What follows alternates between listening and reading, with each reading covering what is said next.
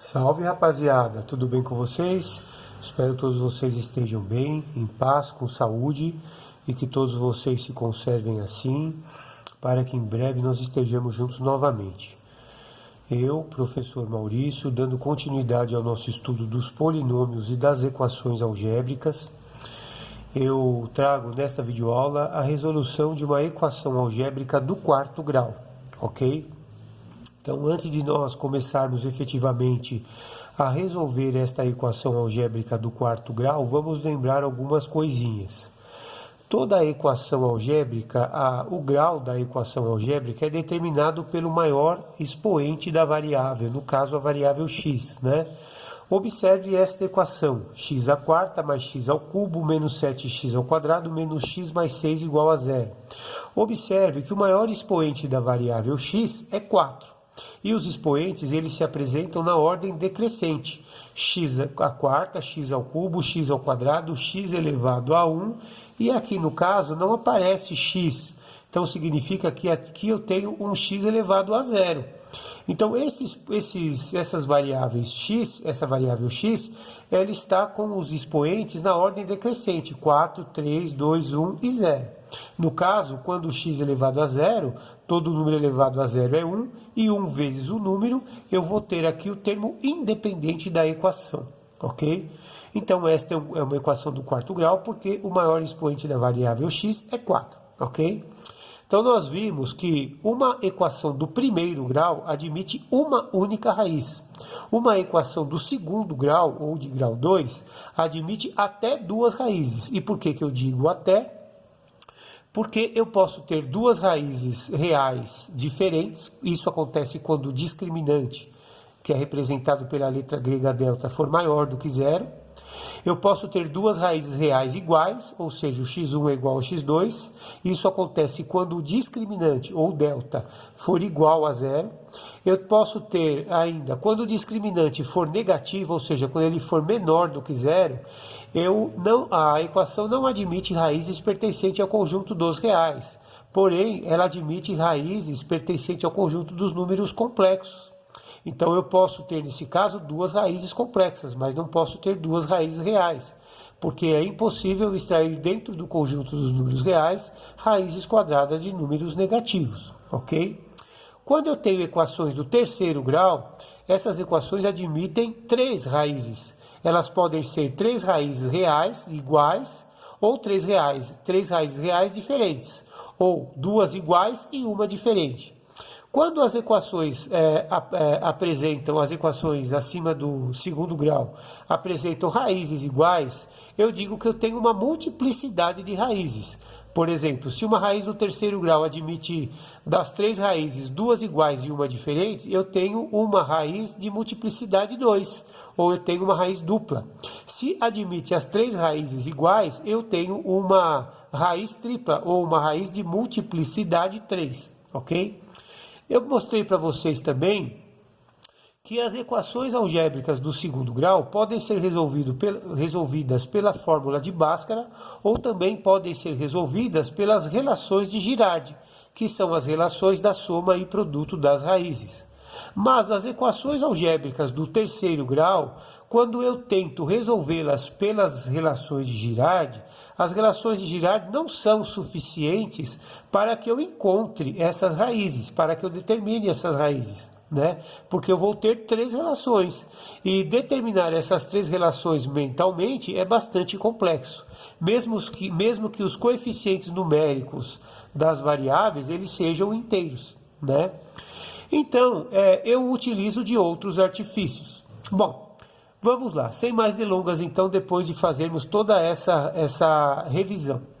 Vamos resolver esta equação algébrica x à quarta mais x ao cubo menos 7x ao quadrado menos x mais 6 igual a zero. Vamos escrever esta equação na forma genérica, ou seja, a vezes x à quarta mais b vezes x ao cubo mais c vezes x ao quadrado mais d vezes x mais e igual a zero. Lembrando que o A, o B, o C, o D e o D, até o D, são os coeficientes numéricos da variável x. E o e é o termo independente, porque ele não tem x, certo? Então, neste caso, para esta equação, quanto vale o a? Quando não aparece o número na frente da letra ou da variável, subentende-se que vale 1. Então, neste caso, o a é igual a 1. Quanto vale o b? A mesma coisa. Então, o b também vale 1. Quanto vale o c? O número que multiplica o termo em x ao quadrado, que é o coeficiente numérico do x ao quadrado. Então, o c é menos 7. Quanto vale o d? O d é o coeficiente numérico do x. Então, o d é igual a menos 1. E o e é o termo independente. Então, no caso aqui, o e vale 6. Ok? Muito bem.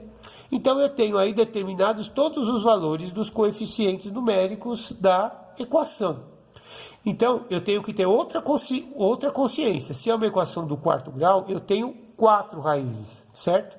Então, eu tenho que dar um jeito de encontrar essas raízes. O que são as raízes de uma equação algébrica? Ou as raízes de um polinômio?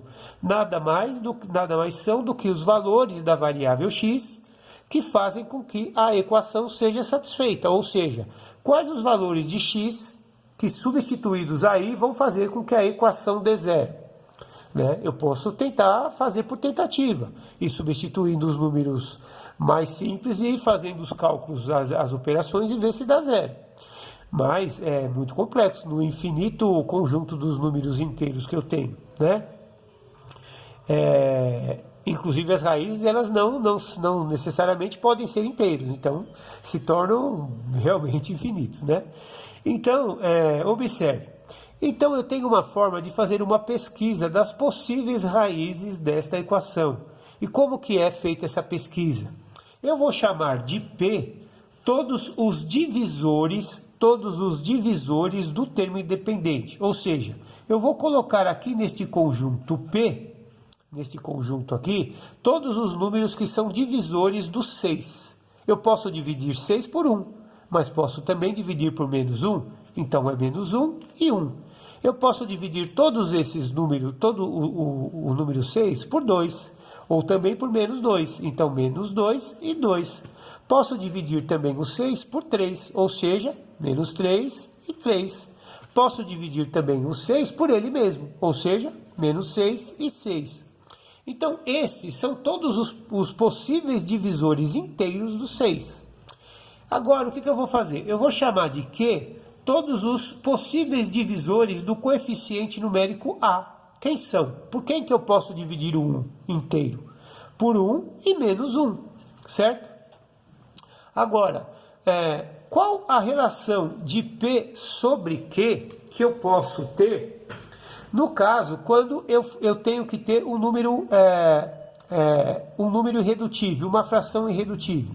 Veja, então, no conjunto de cima eu tenho todos os valores de P e no conjunto de baixo todos os valores de Q.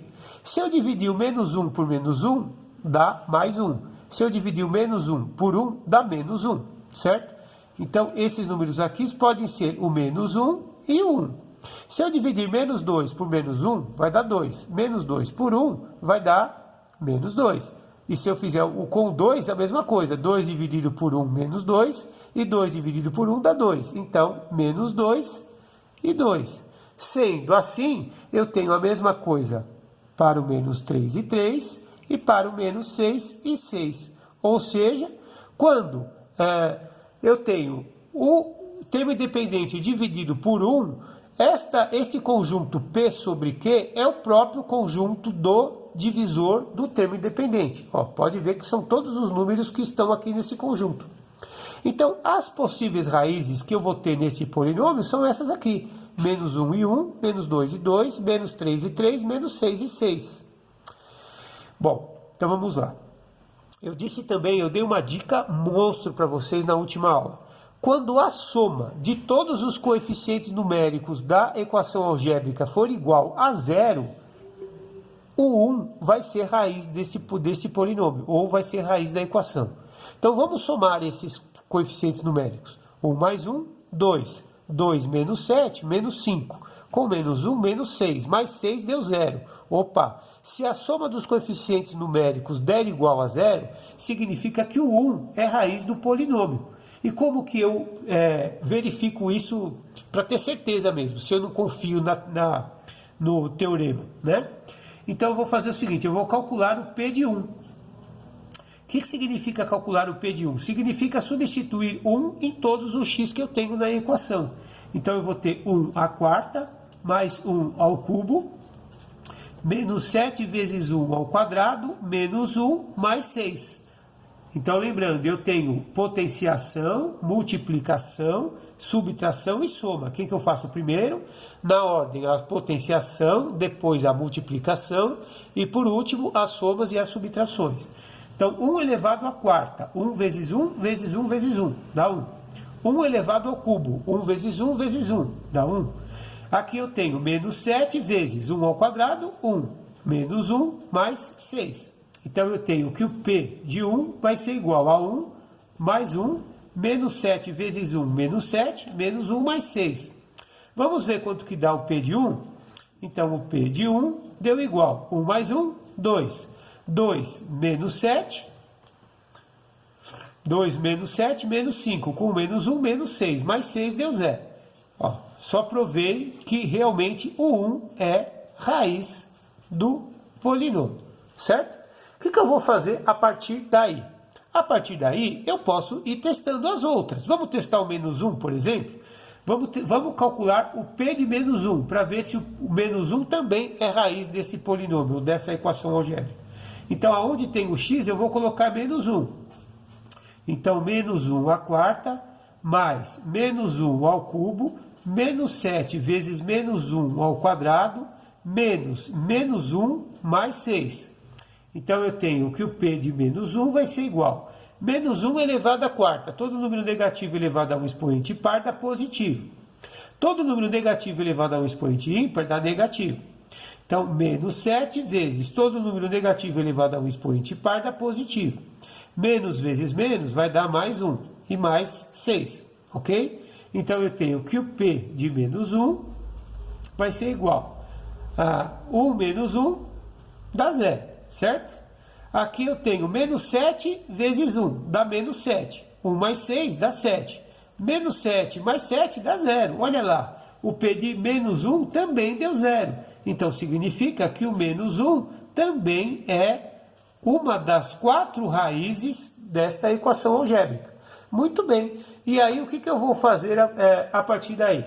Então, eu vou pegar esta equação e vou dividir pelo dispositivo prático de Briot-Ruffini. Então, vamos lá. Então, a primeira coisa que eu vou fazer, eu vou pegar esta equação, x à quarta mais x ao cubo, menos 7x ao quadrado, menos x mais 6, e vou primeiro dividir por 1.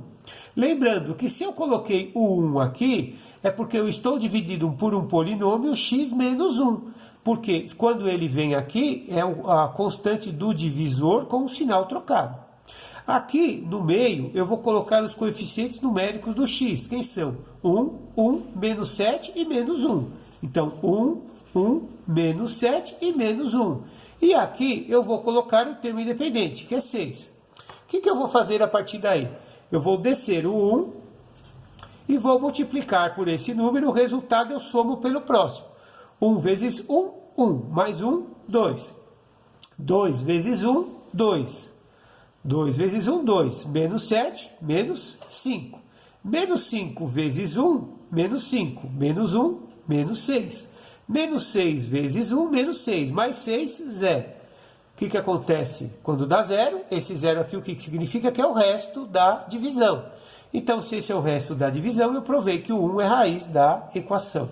Agora, observe, eu dividi um polinômio do quarto grau por um polinômio do primeiro grau. O resultado que eu vou ter aqui, o quociente, é um polinômio do terceiro grau. Porque x elevado à quarta dividido por x elevado a 1, eu conservo a base e subtraio os expoentes. 4 menos 1 dá 3.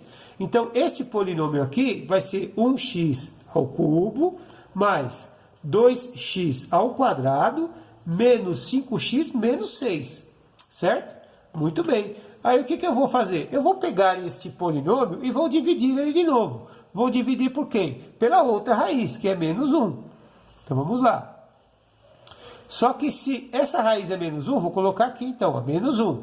Quem que eu vou colocar aqui no meio? os coeficientes numéricos do x, 1, 2 e menos 5. 1, 2 e menos 5. E aqui há o termo independente, que é quem? É menos 6, ok? Então vamos lá. Então, qual é o processo? Eu vou baixar o 1, vou descer 1 aqui. 1 vezes menos 1, menos 1, mais 2, menos 1 mais 2 dá 1, certo? 1 vezes menos 1 dá menos 1, com menos 5 dá menos 6. Menos 6 vezes menos 1 dá 6, menos 6 dá 0. Opa, olha lá, provei novamente que o menos 1 também é raiz do polinômio. Então, se o menos 1 está aqui, é porque ele, na verdade, é um polinômio do tipo x mais 1, ok? Por que x mais 1? Porque eu coloco aqui a constante do divisor com o sinal trocado. Agora, eu divido, então, um polinômio do terceiro grau por um polinômio do primeiro grau. O quociente que dá é o polinômio do segundo grau, porque x ao cubo dividido por x dá x ao quadrado. Então, aqui é x ao quadrado mais 1x menos 6, igual a 0. Eu tenho uma equação do segundo grau. E a equação do segundo grau eu consigo resolver pela fórmula de Bhaskara, ou, se você preferir, pela soma e produto das raízes, que nada mais é do que as relações de Girardi. Então, vamos fazer pela fórmula de Bhaskara, vai? Então, calculando o discriminante, que é o delta. Então, b ao quadrado. Então, o a vale 1, o b vale 1 e o c vale menos 6. Então, vamos colocar aqui, ó. O a é igual a 1, o b é igual a 1 e o c é igual a menos 6. Então, b ao quadrado. Então, 1 ao quadrado, menos 4 vezes o a, que é 1, vezes o c, que é menos 6. Então, o discriminante, 1 ao quadrado, 1, menos 4 vezes 1, menos 4, vezes menos 6, mais 24. Então, o discriminante é igual a 25, certo? Se o discriminante deu maior do que zero, eu vou ter dois valores de x diferentes. x1 diferente do x2. Então, vamos calcular o x1. Vai ser menos o b, menos 1, mais a raiz do discriminante, raiz de 25 é 5, dividido por 2 vezes o a, que é 1. Então, eu tenho 5 menos 1, 4, dividido por 2 dá 2. Encontrei uma raiz.